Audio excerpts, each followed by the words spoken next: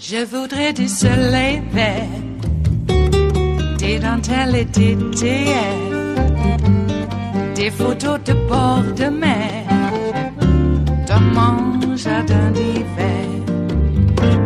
Je voudrais de la lumière, comme en Nouvelle-Angleterre. Je veux changer d'atmosphère, dans mon jardin d'hiver.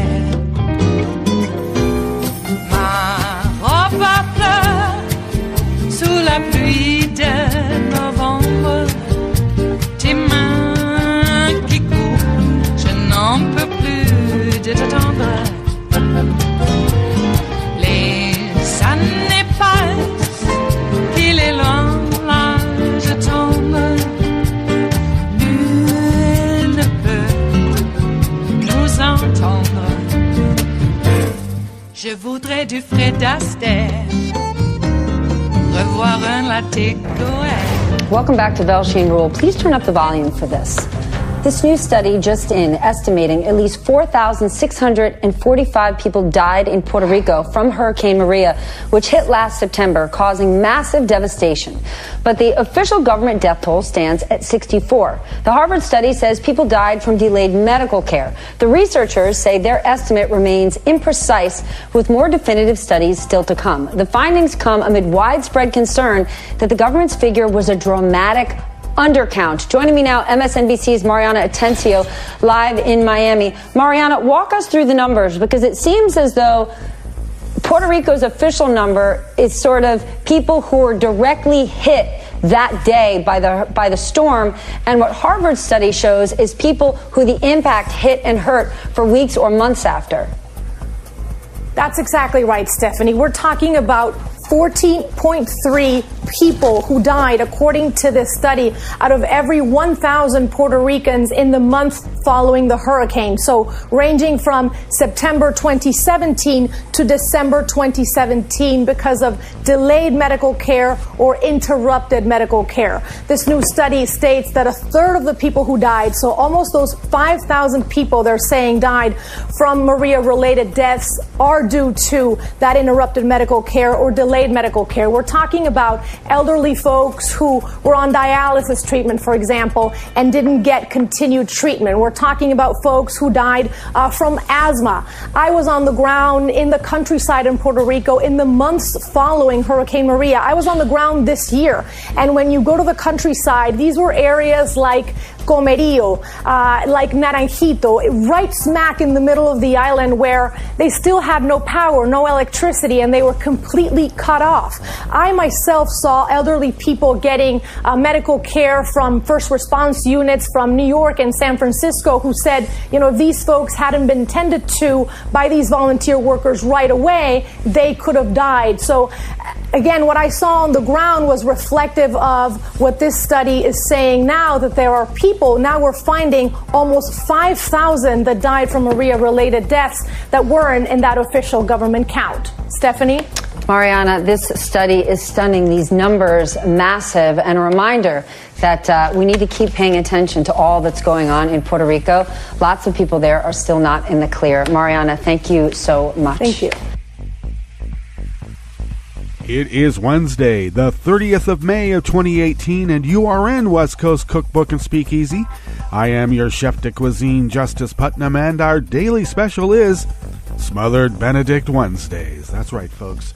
Well, Trump had his rally yesterday, and Roseanne got fired, and she's blaming it on Ambien now. Yeah, one of the side effects of Ambien is increased heart rate and growing a right wing. You get a stiff arm that wants to, your right arm wants to go stiff and upright, just above your head with your palm facing outwards. It's really weird. But that was right there. It's right there in the side effect list, and she should have known. So don't blame her. It was just the gin and tonic talking, wasn't it? Yes. Well, goodbye, Roseanne. A lot of people are like, Podorets, what an idiot. He went on the social media platforms and complained, never in the history of America. She had 18 million weekly viewers. Man, no one took the #1 show and canned it. And I'm thinking, well, now wait a second. You know, the Smothers Brothers had 38 million viewers a week, and they were shit canned. And what about Phil Donahue? #1 talk show and daytime TV. And everybody loved Phil Donahue, but he called Bush rightly what Bush was, and then Phil Donahue didn't have a show. Taken right off. I think Phil Griffin was running the scene then. Or no, it was that little lawyer guy, Abrams. Was it? I'm confused. Regardless, Phil Donahue taken off. Smothers Brothers taken off. It's okay. All right. Roseanne is a racist. They knew she was a racist. ABC made jokes to their sponsors about Roseanne being a racist. And now she's gone. Goodbye. Good riddance. I wrote an essay in the 90s about crassness and ignorance as exemplified by Roseanne as being some sort of heartland virtue was a cluster F. And I was right. So all of you latecomers who only said, I was blocked by Roseanne in 2009. Well, okay. I've been complaining about that whole thing since the 90s, and I suffered the consequences. I was called the Harold Bloom of Berkeley punks. Thanks so much. Yeah, like I'm supposed to wear a bow tie or something. Come on. Well, what are we going to attend to today? Oh, before I mention that, Greitens has stepped down. I think to spend more time torturing his paramours, and maybe his family too. You never know. I think he learned it from SEAL Team Sex. No, I'm sorry. I'll stop. Good riddance to that guy too. What hypocrites. One of these family values people. I kind of understand the family values there. Daddy is the boss, and you better listen to him. Jeez. Ugh. I don't know. I always liked the idea that, we all walk next to each other. Rather than, I'm ahead and you're behind. Now follow me. Yeah. Let's attack the issue together. That's what I always liked. So, Greitens is out. Trump has been going on a tear, which means somebody's getting indicted, or lots of people are getting indicted. We don't know. Whenever he goes off like this, something bad is going to happen from Mueller. Ivanka stopped a conference call with reporters when questions were brought up about her ethics, the questionable business practices that she's embarking on, and she shut that down because, she's really not part of government. She's a private citizen there. This family, boy, well, you reap what you sow, don't you? Well, on the rest of the menu, let's take a look. Well, of course, at the top, while we're talking about Roseanne and this and that, we totally forget about Puerto Rico. They still don't have power, and it's because they're brown people. Who cares? Well, did the government claim that 64 deaths were the result of Hurricane Maria? Oops! Apparently, a Harvard study reveals they really meant something like nearly 6,000. 70 times more. Something like that. Oops. On the rest of the menu, Customs and Border Protection has finally returned the $41,000 it seized from a Texas nurse on her way to open a women and children's medical clinic in Nigeria. Yeah. Well, she wasn't white, so she must have been doing something wrong. The Constitution protects against illegal searches and seizures, but Justice Clarence Thomas isn't quite sure if that's a good thing. Thanks, Clarence. And another White House official joins Trump's propaganda outfit at Sinclair Broadcasting. Yeah, the largest small market television media owner in America. Put there specifically to brainwash your ass. After the break, we move to the chef's table where another prominent Russian critic of Putin is conveniently shot dead in Kiev. In his apartment, in the back. And Trump's defense budget is a threat to national security. All that and more on West Coast Cookbook and Speakeasy. Bon appetit.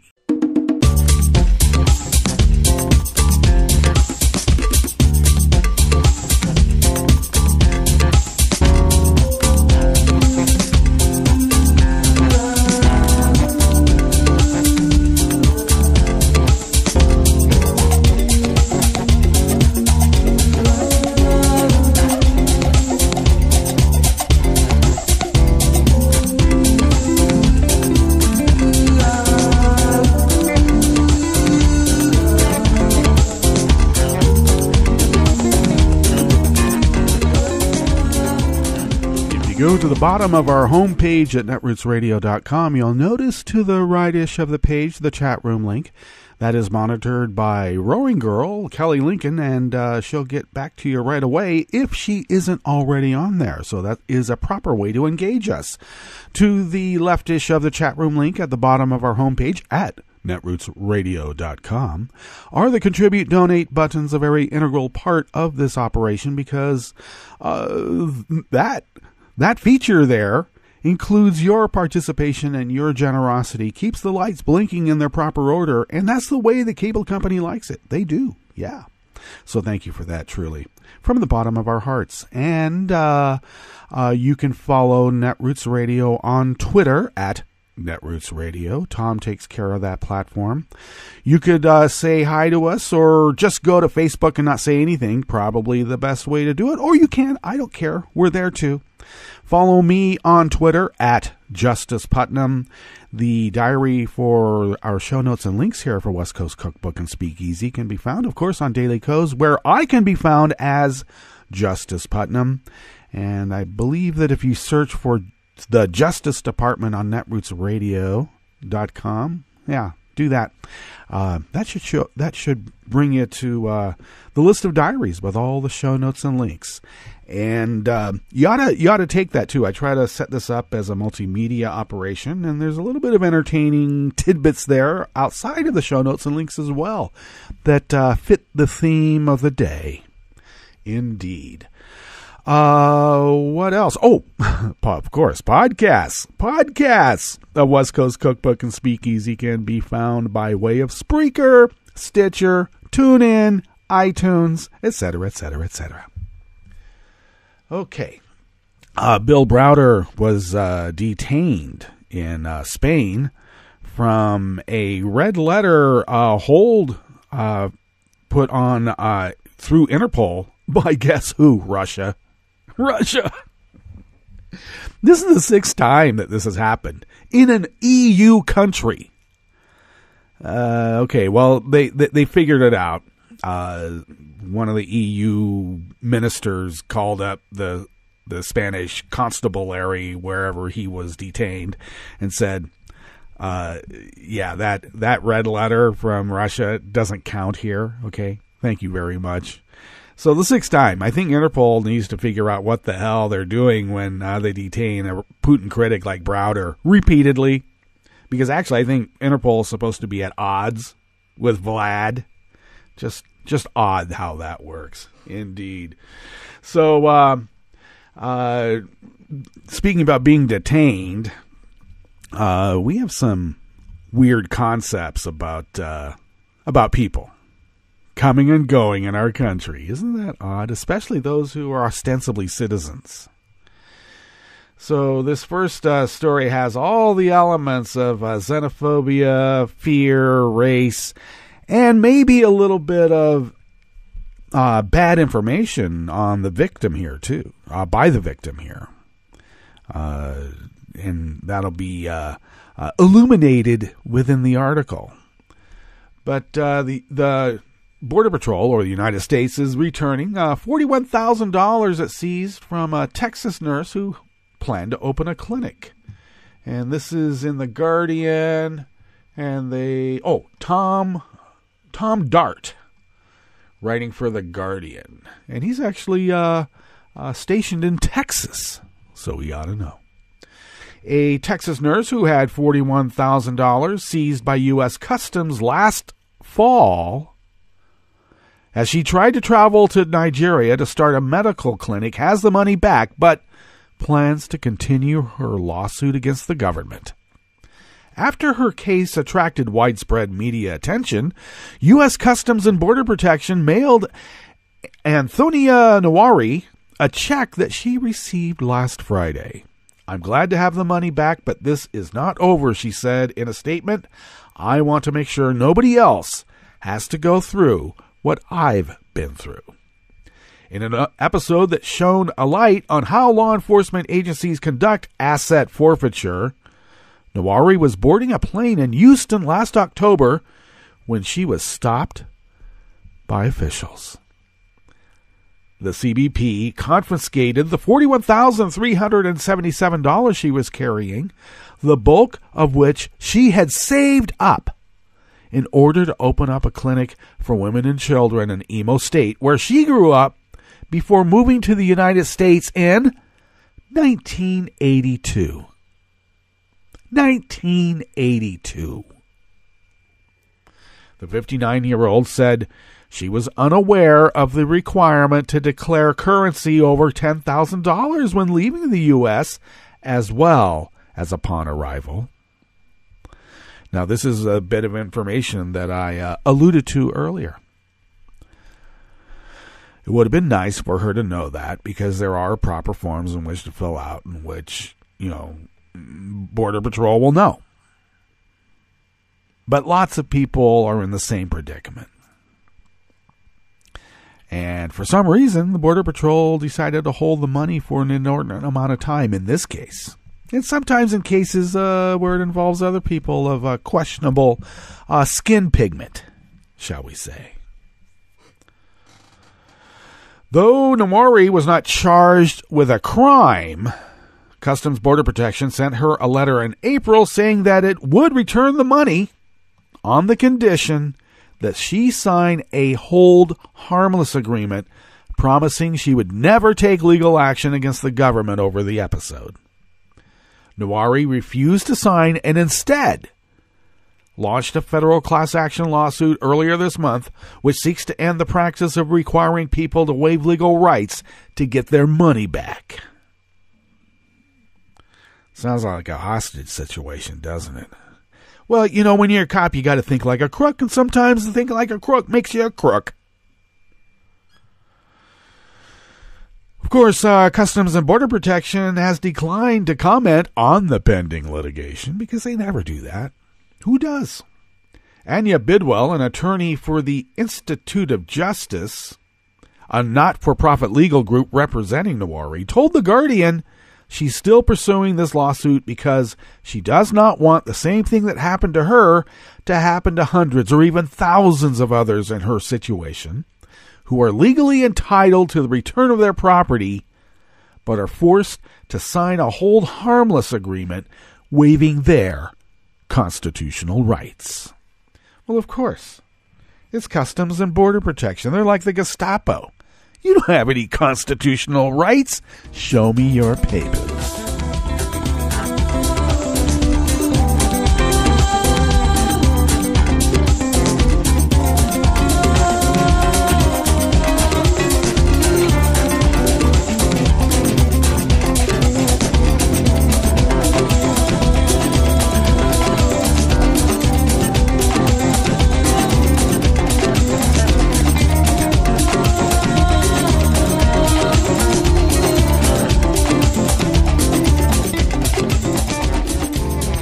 Offering here at the Bistro Cafe, part of West Coast Cookbook and Speakeasy, Smothered Benedict Wednesdays, is out of Think Progress by Ian Millhiser. Now, we do have a constitutional protection against illegal searches and seizures.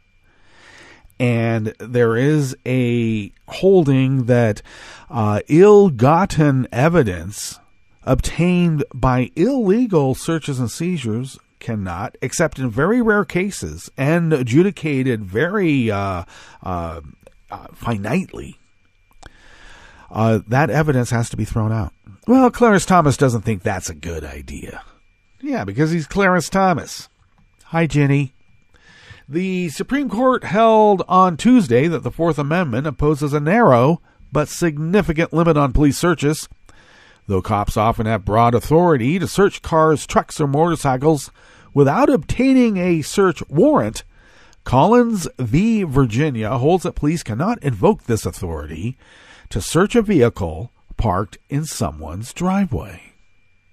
Though Collins leaves, see, there's this thing, at least in California, I should look up Oregon. There's a concept in law enforcement called implied consent. When you drive your car on the highways, the public highway or anywhere out, away from your home. Well, let me back up a little bit. It used to be that your car was an extension of your home. And to search your car, they needed a warrant in all circumstances. And then over time, that got chipped away here and chipped away there. And next thing you know, it's that old adage, you give an authoritarian rat a cookie, they're going to take away as much of your constitutional rights as they can each time until you have none. And you'll think it's okay. Though Collins leaves open the possibility that such a warrantless search may be allowed in exigent circumstances, Justice Sonia Sotomayor's opinion for the court establishes that there are at least some constitutional limits on police conduct. In theory, Clarence Thomas joins Sotomayor's opinion, holding that a person's home is protected from illegal searches. Yet he also wrote a separate concurring opinion. Hi, Jenny. Federalist Society, Jenny. Hi. If it were embraced by a majority of the court, would render many police officers virtually immune from constitutional scrutiny. Because when you're trying to take over the country, the United States of America, and you're in cahoots with a hostile foreign power, you need the cops on your side. And no cop is going to want to embark upon, well, I take that back. They'd prefer not to have to be held back by pesky concerns like, you mean I have to know the Constitution? I know in my heart that guy's a crook. I just didn't like the way that he looked. He moved weird. There was just something about him. I got to check him out. And then the next thing you know, the cop has confirmation bias, and he needs to make sure he can, since he is anointed by God to be able to ferret out a criminal among the midst of all of us. He or she has a divine power in which to do that. I've heard this. Pesky concerns like the Constitution holds them back from exercising the power in which divine authority has bestowed upon them. How dare you get in the way of God's work? Now, Thomas would eliminate the most effective mechanism courts have devised to deter police from violating the Constitution. And in many instances, he would leave criminal suspects with no meaningful protection whatsoever. Feature, not a bug. Come on. One of the backbones of American criminal law is the exclusionary rule, which will likely be familiar to anyone who has watched a few episodes of Law and Order.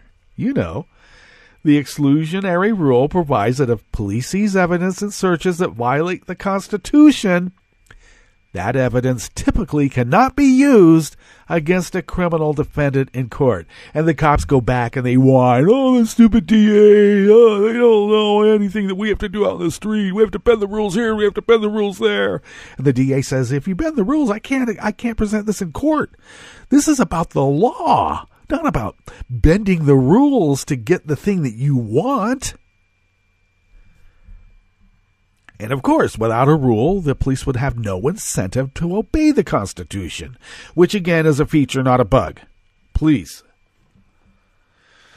Nevertheless, Collins writes in his Nevertheless, Thomas writes in his Collins concurrence that he has serious doubts about this court's authority to impose the exclusionary rule on the states. Thomas does not question Sotomayor's conclusion that police typically need a warrant to enter someone's driveway, but he would strip away the consequences for the cops who fail to obtain such a warrant, because it's just a technicality. Under long-standing Supreme Court doctrines, police have qualified immunity from suits alleging that they violated the Constitution unless they violate a right that was clearly established at the time of the alleged violation. And even when this qualified immunity can be overcome, many states and localities have indemnity laws which shift the costs of lawsuits challenging police misbehavior from the cops to the taxpayers. Do you get that? You exercise your constitutional rights, and everybody's going to suffer. You didn't shine your boots as well as they're supposed to be. Right here in the manual it says it. And now the whole platoon has to run in the rain for 20 miles with full backpacks. Okay.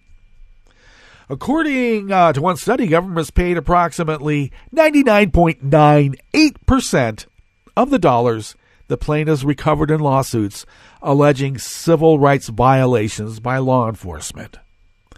So they don't feel it in their pocketbook, and they certainly don't. And now, ill-gotten evidence, just a technicality to all that. In other words, without the exclusionary rule, police have little incentive to follow the Constitution because they are unlikely to bear the cost of their actions if those actions violate someone's civil rights.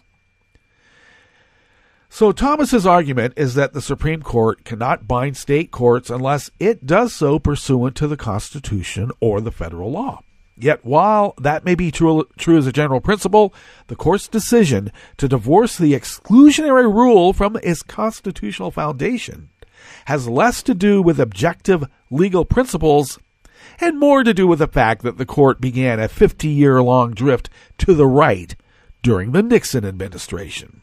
The fact remains that without the exclusionary rule, the Fourth Amendment is likely to become a dead letter.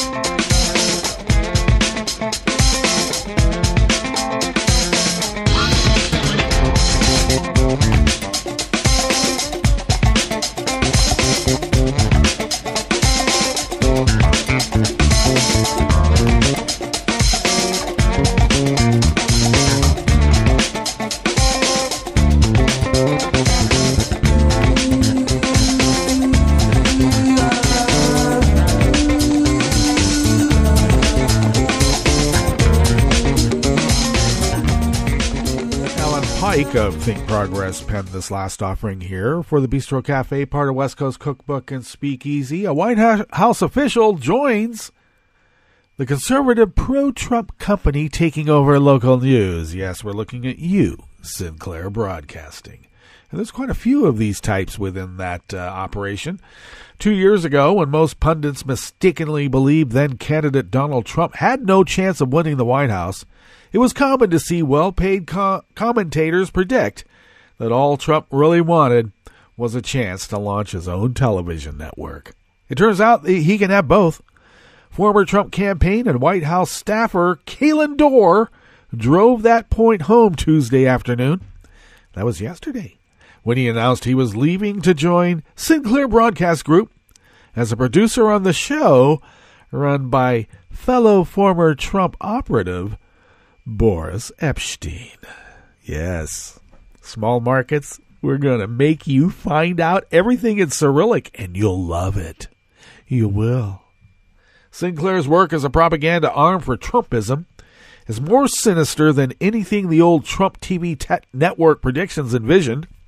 Sinclair's content arrives swaddled in the credibility of familiar faces and brands.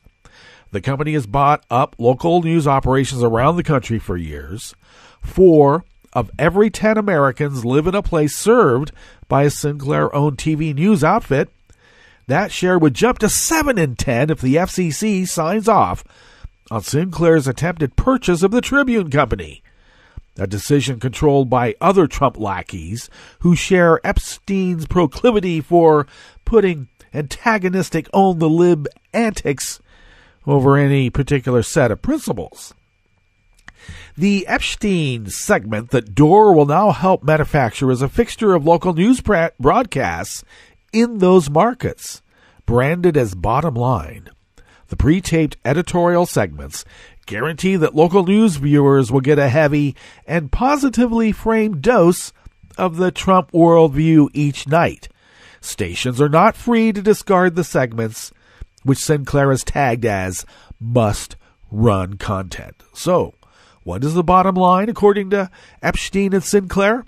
It's ridiculous for anyone to be concerned that Trump drew moral parallels between white supremacists and the counter-protesters opposed them in Charlottesville.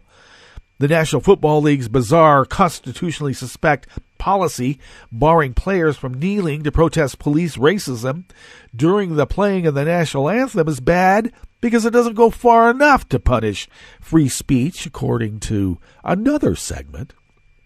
And a Trump ally getting walloped in a special congressional election in Pennsylvania? That's good news for Trump, according to Epstein. Whatever the story of the day, Epstein will reliably spin it as favorable to the president and proof that critics of the White House are some combination of stupid, dishonest, and unpatriotic.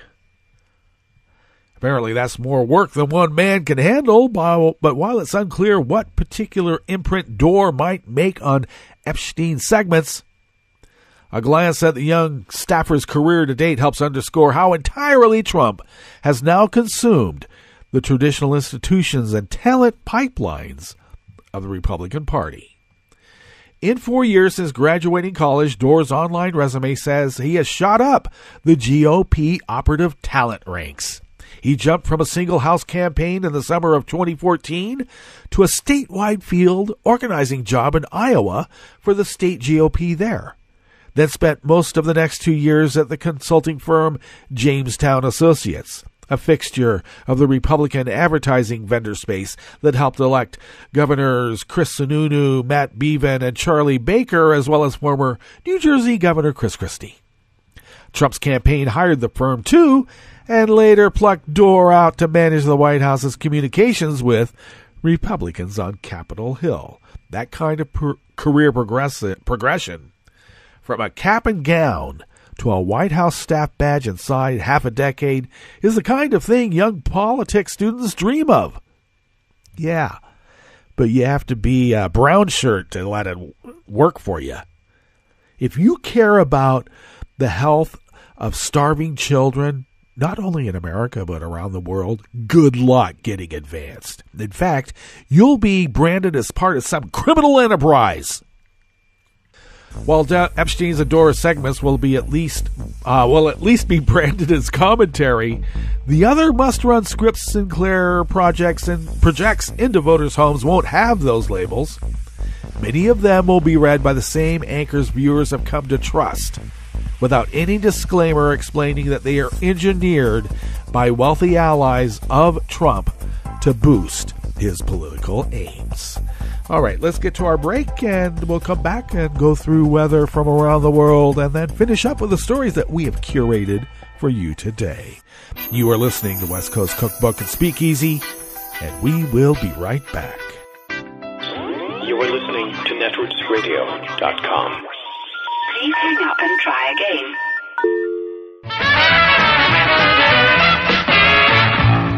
From a point at sea to the circles of your mind, a new force is at work for planetary transformation. New radio for a new Earth. This is Take Two Movie Review. I'm Mike Friend. This week, the Marvelverse Comedy Club. Things can't be going much better at your studio than when the characters and legends from your quote-unquote serious movies can coalesce into a self-sustaining parody series. We've known Deadpool 2 is coming for a while. We already know a third has been confirmed. Wade Wilson, a.k.a. Deadpool, is the mutant hero who can't die. In the opening sequence here, his girlfriend is murdered by a villain he's been chasing, prompting him to attempt suicide, which, of course, is impossible. Recovering at the X-Mansion, he becomes a member of the X-Men, or as we're frequently reminded, an X-Men trainee. When the team responds to an incident at a youth facility for young mutants, we get to meet Fire Fist, upon whom the plot revolves. It seems that Fire Fist is destined to be a violent killer, triggering Cable, a Looper-esque time-traveling lawman, to arrive on the scene to take preventative action. Deadpool, true to his action hero ethos, wants to save the boy, and the R-rated over-the-top action is on, with Ryan Reynolds' character wisecracking throughout, to the point you'll be catching fresh witticisms even on a third viewing. The topics for his humor range from movie, Marvel and otherwise references, to general cultural quips and junior high sex jokes.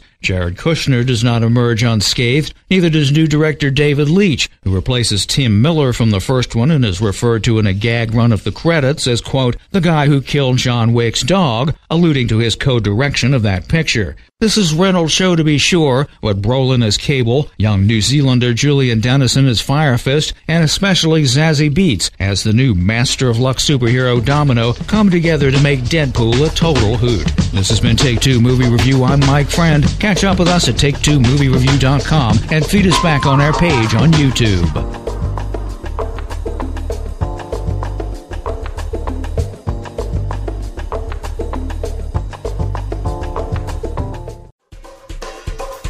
This is Scientific American's 60-Second Science. I'm Jason Goldman. Cabo Polonio is a small seaside village on Uruguay's Atlantic coast. The permanent year-round population is just 95 people, living in around 50 homes. Another 350 homes are used between December and February by tourists hoping to see pinnipeds,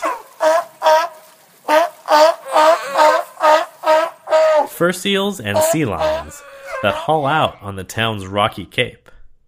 In January alone, more than 30,000 tourists visit.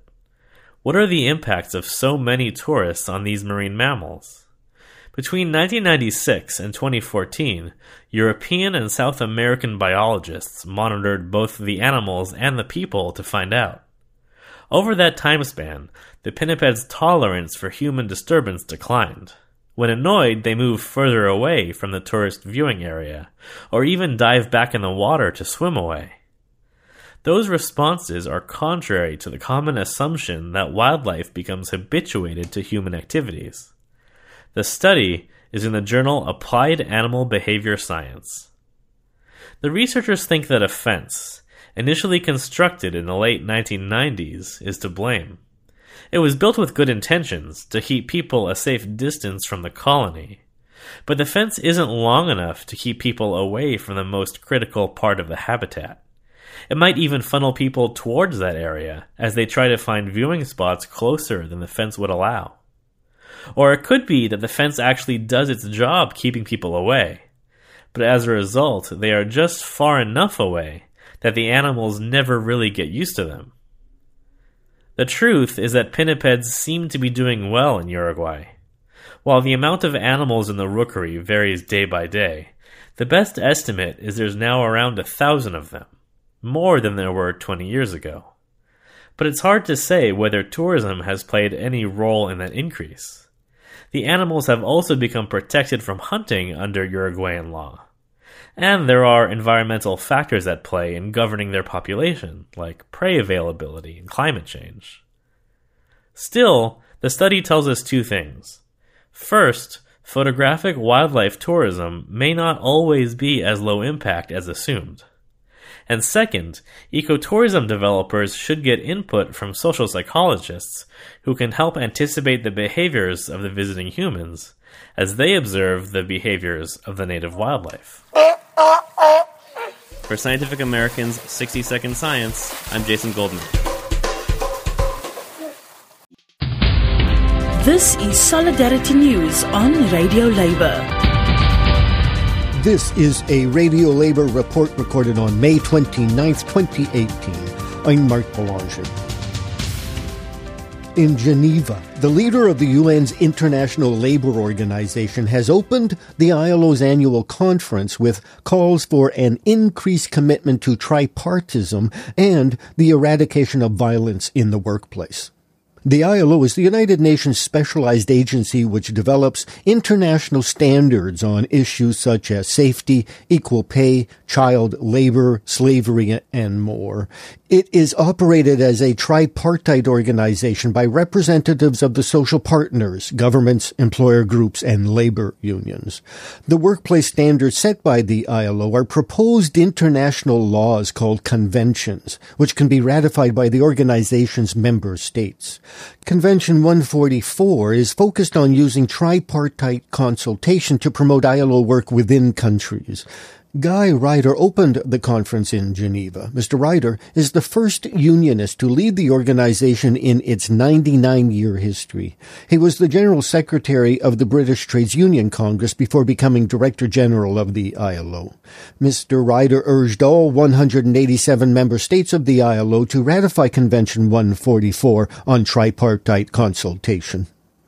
Tripartite social dialogue with respect to international labour standards touches on fundamental means of ILO action, which is why Convention number 144 is so crucial. It enables ILO member states to improve governance of the world of work. It promotes a national culture of social dialogue on wider social and economic issues. So universal ratification of Convention number 144 by member states is a fitting and an important goal as we move towards the ILO centenary in 2019. So let's put ILO values into action and make real progress with this ratification of Convention number 144. Another issue highlighted by Mr. Ryder at the start of the ILO conference is violence at the workplace. This year's conference will consider the adoption of a convention on violence and harassment in the world of work. We're confronted today with evidence of a submerged iceberg of misconduct, which disfigures and contaminates the world of work and renders it all too frequently a particularly hostile and intimidating environment to women. But we can all join in making sure that we produce results which really make a difference and open the way to guarantees of workplaces entirely free of violence and harassment. And that means, by the way, that the scope of our work must encompass all forms of violence and harassment. Simply put, our answer to the ever more vocal call for this action has to be us too. While the ILO has a considerable record of commitment and achievement in the cause of gender equality, the fact remains that we remain far from the goals that we have set ourselves, and that progress towards those goals remains slow, uneven, and uncertain. So it seems that just carrying on doing the same things, or even doing a bit more of them, is unlikely to overcome the sometimes hidden structural obstacles that need to be cleared from the path of equality. More than 5,000 participants are attending the ILO's conference in Geneva. Each member state sends 4 voting delegates, 2 from government and 1 each from employer groups and labor unions. Hundreds of unionists from around the world are at the conference, which is scheduled to run from May 28th to June 8th. And that's it. International labor news you can use. Radio Labor's newscasts are available on its website, Facebook, iTunes, union websites, and community radio stations. Follow us on Twitter at Radio Labor. I'm Mark Belanger. Thank you for listening. And remember, it's all about global solidarity.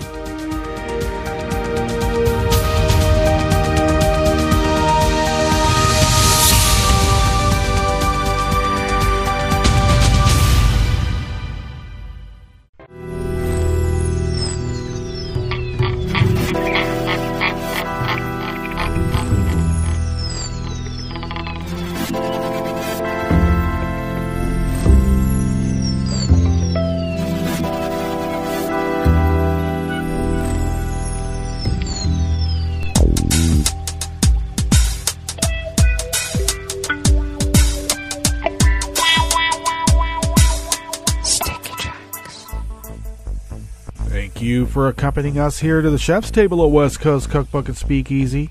Smothered Benedict Wednesdays is our daily special. Now, rest assured, we are not trying to rid ourselves of some meddlesome priest, though, we could. But it may just simply be an egg dish with my special hollandaise. Oh, yeah. Okay, so let's begin with weather from around the world. And we always begin weather from around the world along the banks of the Rogue River, in the Rogue River Valley of southern Oregon on the west coast of the continental United States of America, where it is currently 48 degrees. Brr. We're going to see a high of 72 today, which is pretty much nearly the same as it was yesterday. Not much in the way of precipitation in the upcoming forecasts, or in the upcoming days in this forecast, but things are always subject to change because hot and cold, when mixed in the upper atmosphere, will cause electrical activity, which sometimes brings on precipitation. Isn't that amazing? Let's see here. Winds are out of the west-southwest at about 2 miles per hour, will, of course, increase to 5 to 10 miles per hour, though out of the northwest later on this morning. And then this evening, they will shift out of the west-northwest and continue at 10 to 15 miles per hour. Grass pollen remains high. Air quality index is good at 14. Not too bad. Daytime UV, though, is very high at 9. Ugh, take care. Wear a hat. Do something. Cover up some, okay? High pressure does dominate, holding right now at 29.84 inches. Visibility is up to about 9 miles. And dry conditions will continue since relative humidity is down to 74%. All right. Well, weather from around the world is brought to you by people's personal weather stations that they purchased. These people planted these purchased personal weather stations somewhere in their property, and these people positively live around the world. Okay. London is 68 and cloudy. Paris is 78 and mostly cloudy. They continue in their thunderstorm advisory, in which that could knock out the electrical grid. Rome is 85 and sunny. Kiev is 84 and fair. Kabul is 74 and fair. Hong Kong is 81 and fair. Tokyo, 64 and cloudy. Sydney, Australia, 49 degrees Fahrenheit and clear. San Francisco, California is 51 and partly cloudy with a small craft advisory on the bay and out in the ocean too. But in the bay, since it's funneled in, small craft advisory for heavy winds with gusts increasing to gale force. So be careful. That's about 70 miles an hour. Be careful. Almost hurricane. Ooh, wait a second. That's more than gale. And New York is 67 degrees and cloudy. And that is weather from around the world, brought to you by people's personal weather stations that they purchased. These people planted these purchased personal weather stations somewhere in their property, and these people positively live around the world.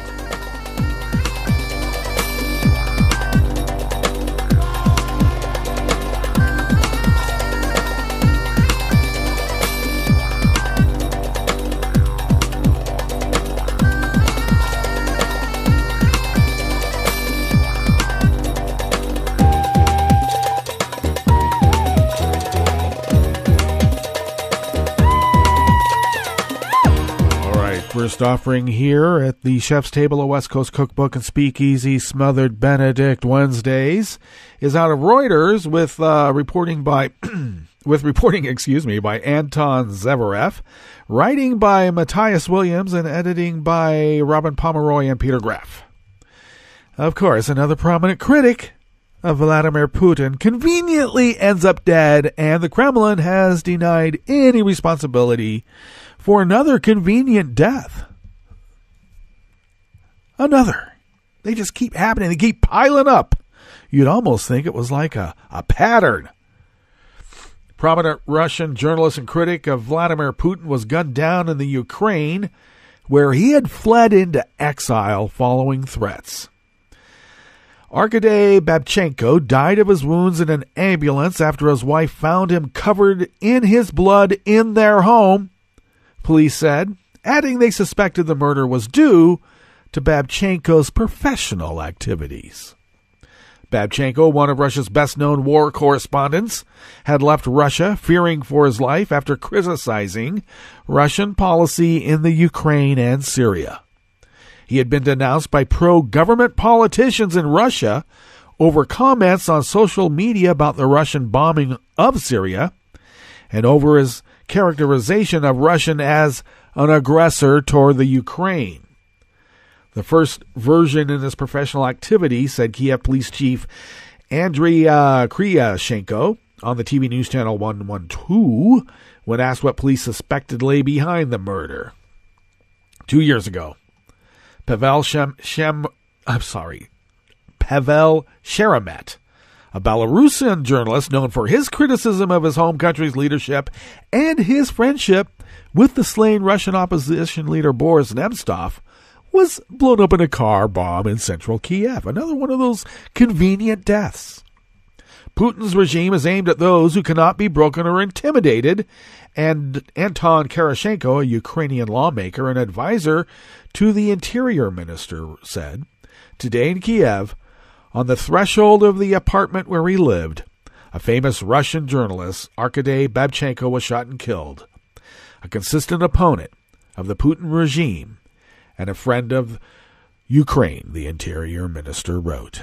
Yes, well, just have to chalk this one up. Shot in the back, a convenient shot in the back, killed him. Just sort of like the convenient polonium poisonings, the convenient heart attacks, or the convenient fall from a 5-story window moving a piano from your condo, but you don't own a piano or live in a condo.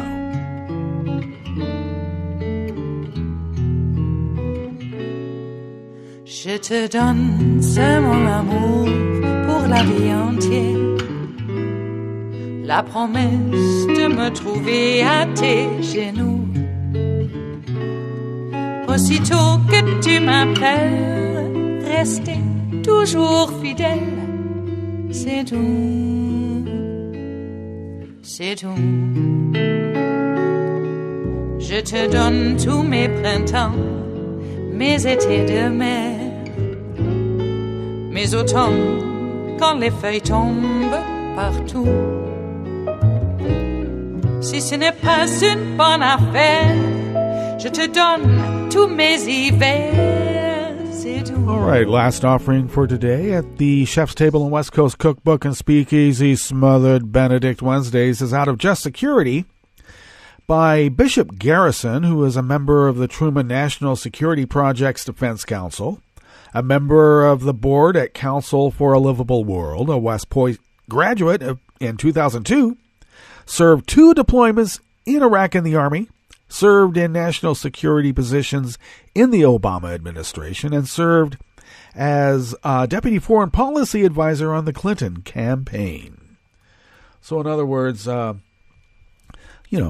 he hates America, apparently, right? Right. So the gist of his article is that Trump's foreign policy and his defense budget are a threat to the national security of the United States. And you would expect that if you had a Russian asset right there in the White House as President of the United States. Well, he doesn't go that far, but I do. Okay, as a former military officer and national security appointee under President Barack Obama, Bishop Garrison knows firsthand the value of U.S. defense spending for securing the U.S. and the global community.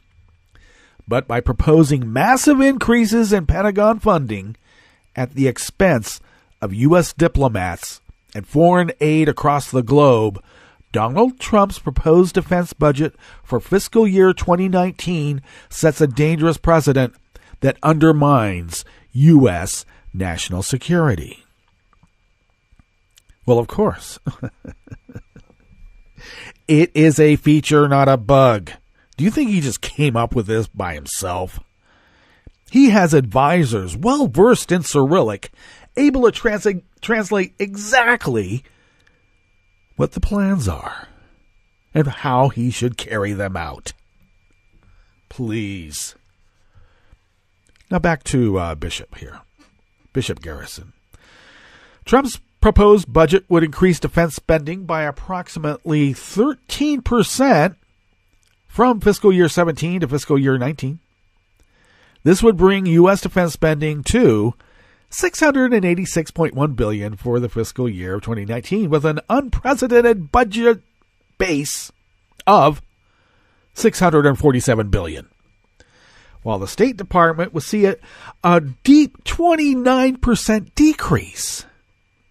The $8.8 billion shortfall for state and U.S. Agency for International Development budgets would represent one of the largest for diplomacy and development in 3 decades. If these proposals become law, the consequences would be profound.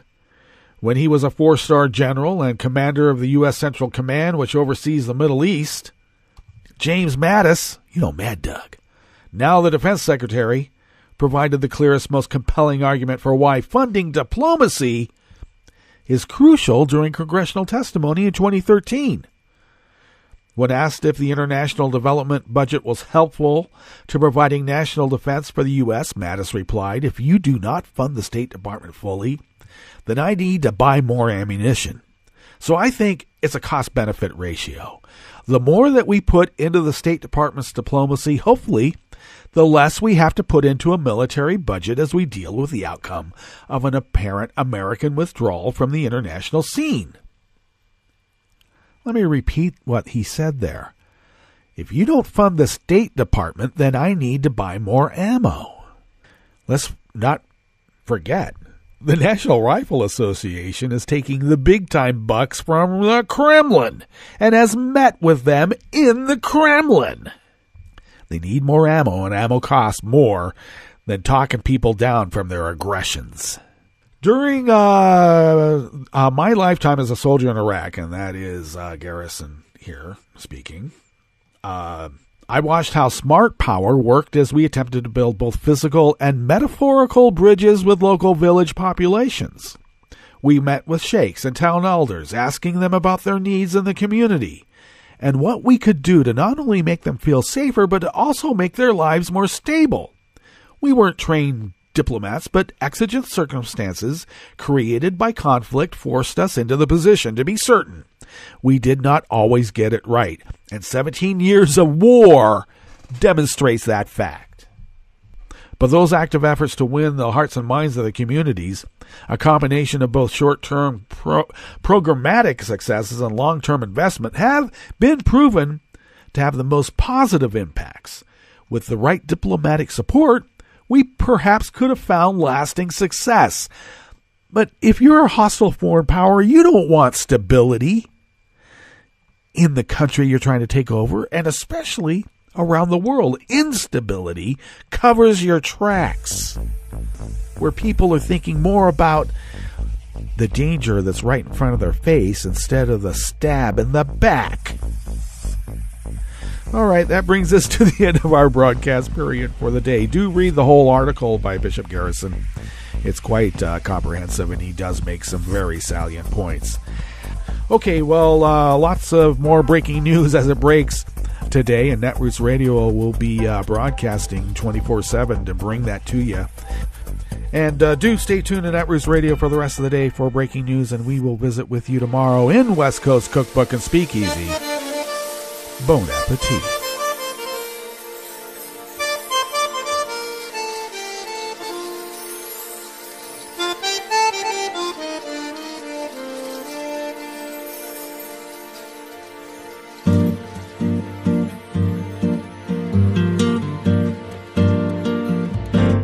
Je voudrais du soleil vert, des dentelles et des théâtres, des photos de bord de mer, dans mon jardin d'hiver.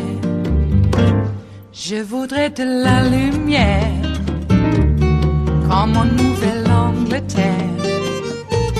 Je veux changer d'atmosphère, dans mon jardin d'hiver.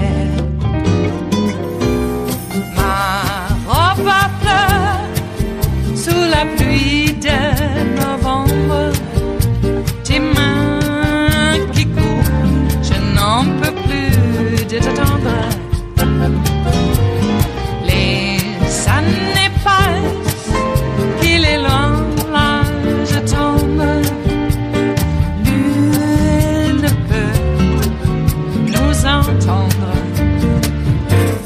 Je voudrais du Fred Astaire, revoir un latte Goël. Je voudrais toujours te plaire dans mon jardin d'hiver. Je veux déjeuner par terre comme au long de golfe clair, t'embrasser les yeux ouverts dans mon jardin d'hiver.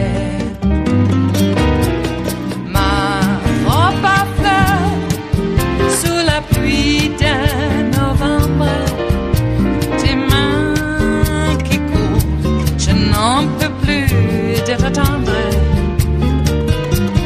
Les années passent, il est loin, là je tombe. Nul ne peut nous entendre. Ba-da-da-dum-di-da-dum. Ba-da-da-dum-di-da-dum.